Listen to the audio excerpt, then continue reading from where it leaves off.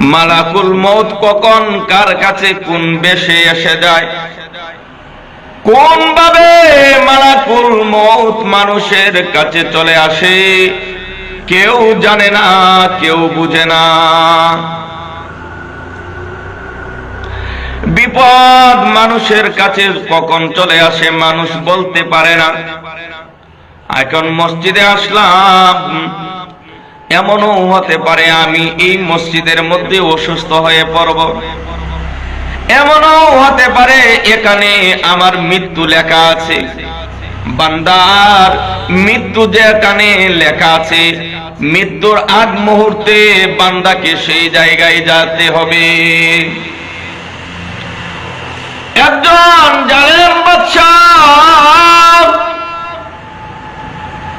এলাকার একজন প্রভাবশালী ব্যক্তি, অনেক বড় এলাকা, এই এলাকার তিনি হলেন বাদশাহ।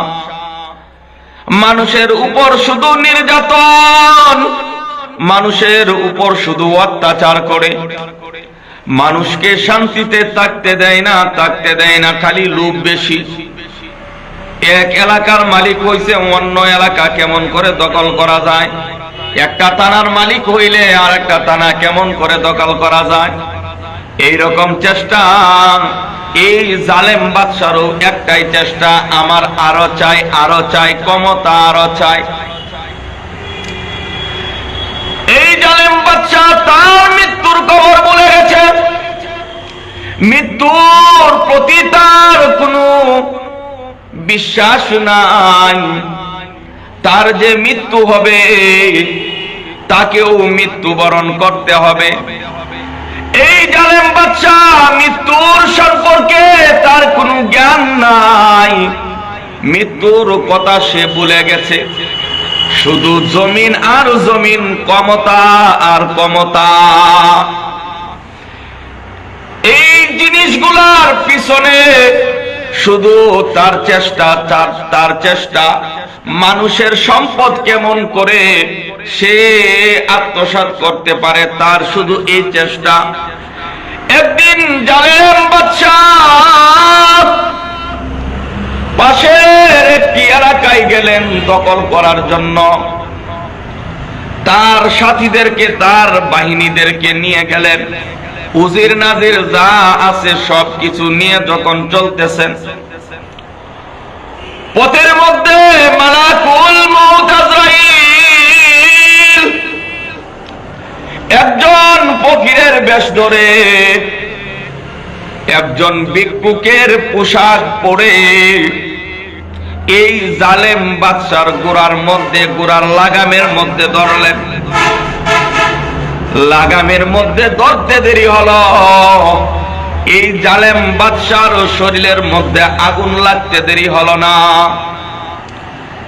এই জালেম বাদশা ডাক দিয়া বলে, হে ভিক্ষুক, তোমার কত ক্ষমতা,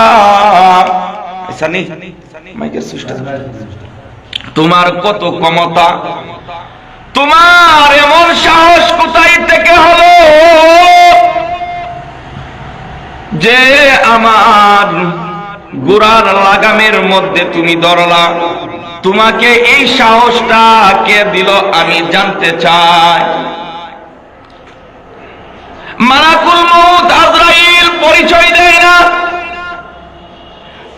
শুধু একটা কথাই বলে, বাদশাহ তোমার কানটা আমার কাছে, আমার মুখের কাছে নিয়ে আসো, তোমার কান আমার মুখের কাছে নিয়ে আসো, তোমার সাথে আমি একটু কথা বলতে চাই। জালেম বাদশা ডাক দিয়ে বলেন, তোমার সাথে কথা বলার মতো আমার সময় নাই, তোমার সাথে কথা বলার মতো আমার টাইম নাই, যাও যাও। সামনের দিকে অগ্রসর হলেন, গোড়ার মধ্যে চাবুক দিয়া গোড়ার পিঠের মধ্যে আঘাত করতেছেন, কিন্তু মালাকুল মউত আজরাইল যখন গোড়ার লাগামের মধ্যে ধরলেন, গোড়া কিন্তু বুঝে গেছে। আল্লাহ তাআলা গোড়াকে এই বুঝার ক্ষমতাটা দিয়েছেন, বুড়া তো বুঝে গেছে আমার মালিক আমাকে নির্দেশ দিয়েছেন এখান থেকে আমি এক চুল পরিমাণ সামনে যাইতে পারবো না। বুড়ার মধ্যে যখন জালেম বাদশাহ বারবার আঘাত করতেছে, বারবার আঘাত করতেছে, কিন্তু গোড়া তো আর সামনে যায় না। বাদশাকে ডাক দিয়ে বলেন, বাদশাহ আমার সময় কম, তাড়াতাড়ি তোমার কানটা আমার মুখের সাথে লাগাও। যখন বাদশাহ নিরুপায়, গোড়া তো আর সামনে যায় না, মাথাটা সামান্য ঝুঁকাইলেন। মালাকুল মউত আজরাইল ডাক দিয়ে বলতেছেন, বাদশাহ আমি হলাম মালাকুল মউত আজরাইল। যখন এই কথা বললেন, বলার সাথে সাথে বাদশার কান কারা হয়ে গেল। বাদশাহ ডাক দিয়ে বলতেছেন, মালাকুল মউত আজরাইল আমাকে তুমি একটা ঘন্টার সময় দাও, সময় দাও, আমি আমার রাজ্যটাকে একটু গুছায়া নেই, হিসাব নিকাশটা আমি করে আমার সন্তানের কাছে আমি দিয়ে আসব। আমাকে শুধু তুমি একটা ঘন্টার সময় দাও। মালাকুল মউত আজরাইল ডাক দিয়ে বলেন, হে বাদশাহ, তুমি একটা ঘন্টার তুমি সময় চাইতেছো, তোমাকে আর সময় দেওয়া হবে না, তোমার সময় শেষ। শেষ কইতে দেরি হলো, মালাকুল মউত তার রূহটাকে বাহির করতে দেরি হলো না। যখন এই রূহটাকে বাহির করলেন, এই জালেম বাদশাহ মাটিতে লুটায়া পড়লেন। সাথে সাথে প্রতিদিন আমাদের কানের মধ্যে আওয়াজ আসে, ইন্না লিল্লাহি ওয়া ইন্না ইলাইহি রাজিউন। একজন আরেকজনের কবর শুনে আমরা ইন্না লিল্লাহ পড়ি, কিন্তু ইন্না লিল্লাহর অর্থ কি এটা আমরা জানি না। এর ভিতরে কি আছে, এর দ্বারা কি বোঝানো হয় এটা আমরা জানি না। শুধু ইন্না লিল্লাহ সবাই পড়ি। ইন্না লিল্লাহর পড়ার মানে হলো এটাই, আল্লাহ আমিও ওই মানুষটার মতো যাওয়ার জন্য তৈরি আছি। আপনার যখন হুকুম হয়ে যাবে, আপনার যখন হুকুম হয়ে যাবে আমি চলে যাইতে রাজি। কিন্তু আমরা বুঝি না যে ইন্না লিল্লাহ পড়লাম, যে ইন্না লিল্লাহ একজনের কবর শুনে পড়লাম, আমারও তো এখনই তৈরি হতে হবে। আমরা মৃত্যুটাকে ভুলে গেছি। ওয়ালাউ কুনতুম ফি বুরুজিম মুশাইয়াদা, যতই কিছু করো না কেন এই মৃত্যু থেকে কেউ বাঁচতে পারবে না। কারণ এই দুনিয়াতে নিজেকে খোদা বলে দাবি করছিল, আমরা সবাই জানি। এমন একজন জালেম বাদশাহ, সে দুনিয়াতে একটা জান্নাত তৈরি করেছেন। সে নিজেকে খোদা বলে দাবি করত এবং দুনিয়াতে সে জান্নাত তৈরি করলো।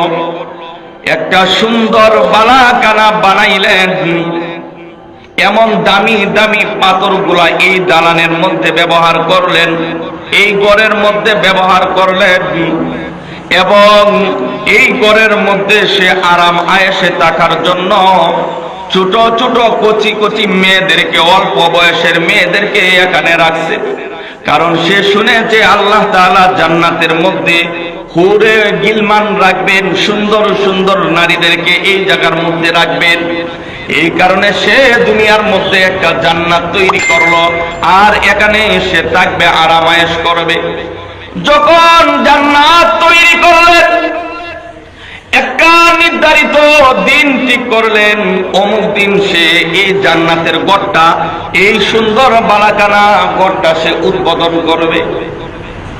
কিসের আশায় আমরা এত পেরেশান? একটু চিন্তা করে দেখেন, যাদের জন্য, যার জন্য এত কিছু করতেছি, কখন আমার মালাকুল মউত এসে যায় আমরা জানি না।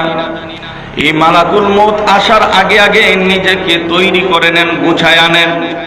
আমার বন্ধুগণ, এই কারণ যখন একটা জান্নাত রূপান্তরিত করলেন, একটা দিন নির্ধারিত করলেন, এই দিনের মধ্যে সে গড় উদ্বোধন করবে,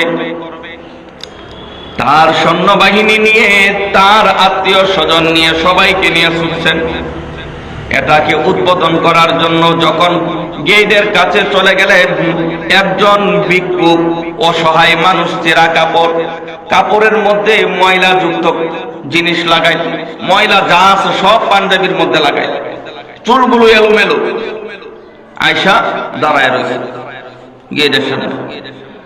বলতেছেন, বাদশাহ দাঁড়ান, আপনার সাথে আমার একটু কথা আছে, আপনার সাথে একটু কথা আছে। বাদশা ডাক দিয়ে বলেন, হে উজির, এই ভিক্ষুক এই জায়গার মধ্যে কেমন করে আসলো? আজকে আমার একটা শুভ কাজ, শুভ একটা দিন, সুন্দর একটা দিন। আমি আমার ঘর, আমি আমার জান্নাতটা উদ্বোধন করব।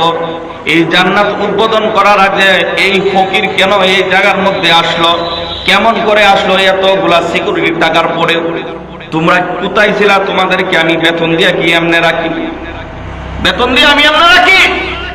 কোথায় থেকে আসলো? যখন তাকে বাহির করার জন্য যখন দুইজন প্রহরী এসে টানতেছে, দাঁড়ায় আছে স্টিল। আজরাইলের শক্তির সাথে আমরা পারবো কখনো না। আজরাইল একবারে স্টিল। বলতেছেন, দাঁড়াও, তোমার সাথে আমার একটু কথা আছে। ও বাদশাহ, তোমার কানটা আমার মুখের সাথে লাগাও, তোমার সাথে আমার একটু কথা আছে। বাদশা ডাক দিয়ে বলেন, তোমার সাথে কথা বলার সময় নাই, যাও যাও যাও, বিদায় হও, তাড়াতাড়ি তোমার কানটা দাও, আমার কিন্তু সময় নাই। তুমি বলতাছো তোমার সময় নাই, আমি তোমাকে বলতাছি আমার সময় নাই। আমার পরিচয়টা কি তুমি জানো? বলে যে, আমি তোমার পরিচয় দিয়ে কি করব?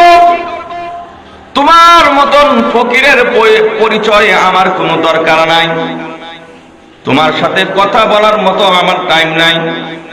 মালাকুল মউত আজরাইল বলতেছে, তাড়াতাড়ি মাথাটা নামাও, আর না হইলে কিন্তু অবস্থা খারাপ হয়ে যাইব। যখন এইভাবে বলতেছে, যখন কান মাথাটা যখন একটু নত করলেন, সাথে সাথে বলতেছেন, আমি হলাম মালাকুল মউত আজরাইল। যখন এই কথাটা বললেন, গোড়া থেকে নামার জন্য এক পা গোড়ার মধ্যে আর এক পা গোড়া থেকে বাহির করলেন, এখানেই শেষ। আজরাইলের তাবা থেকে কেউ মুক্তি পাবে না। অনেক সময় দেখা যায় মানুষ যখন মৃত্যুবরণের আগ মুহূর্তে, সাকরাতের সময় মানুষ চটপট চটপট করতে থাকে। এই সময় মানুষ কি করে? তার কাছে গিয়া কয়, কালিমা তৈবা পড়ো, কালিমা তৈবা পড়ার লেগে তারা জোরাজুরি করে। এই সময় জোরাজুরি করা ঠিক না।